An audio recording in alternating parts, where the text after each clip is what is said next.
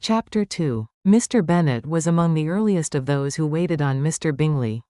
He had always intended to visit him, though to the last always assuring his wife that he should not go.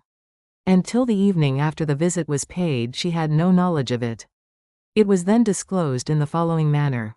Observing his second daughter employed in trimming a hat, he suddenly addressed her with, "I hope Mr. Bingley will like it, Lizzy."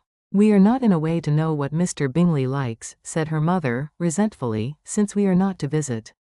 "But you forget, mamma," said Elizabeth, "that we shall meet him at the assemblies, and that Mrs. Long has promised to introduce him." "I do not believe Mrs. Long will do any such thing. She has 2 nieces of her own. She is a selfish, hypocritical woman, and I have no opinion of her."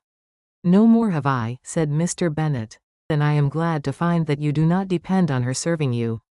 Mrs. Bennet deigned not to make any reply but, unable to contain herself, began scolding one of her daughters. "Don't keep coughing so, Kitty, for heaven's sake. Have a little compassion on my nerves. You tear them to pieces." "Kitty has no discretion in her coughs," said her father. "She times them ill." "I do not cough for my own amusement," replied Kitty, fretfully. "When is your next ball to be, Lizzy?" "Tomorrow fortnight." "Aye, so it is," cried her mother, "and Mrs. Long does not come back till the day before. So, it will be impossible for her to introduce him, for she will not know him herself. Then, my dear, you may have the advantage of your friend, and introduce Mr. Bingley to her." "Impossible, Mr. Bennet, impossible, when I am not acquainted with him myself." "How can you be so teasing?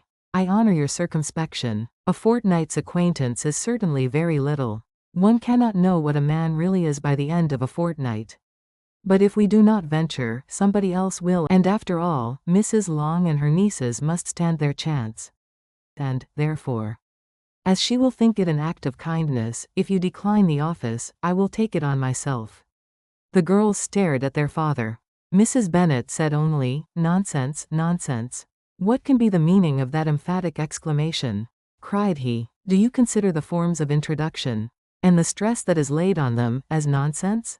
I cannot quite agree with you there. What say you, Mary? For you are a young lady of deep reflection, I know, and read great books, and make extracts." Mary wished to say something very sensible, but knew not how. While Mary is adjusting her ideas, he continued, "Let us return to Mr. Bingley." "I am sick of Mr. Bingley," cried his wife. "I am sorry to hear that, but why did you not tell me so before? If I had known as much this morning, I certainly would not have called on him. It is very unlucky, but as I have actually paid the visit, we cannot escape the acquaintance now."